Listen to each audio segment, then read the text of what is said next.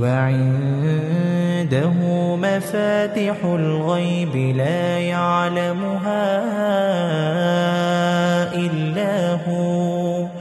ويعلم ما في البر والبحر وما تسقط من ورقة إلا يعلمها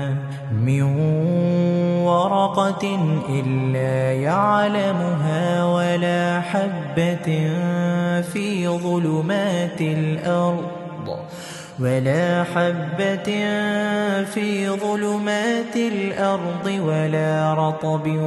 ولا يابس إلا في كتاب مبين وهو الذي يتوفاكم بالليل ويعلم ما جرحتم بالنهار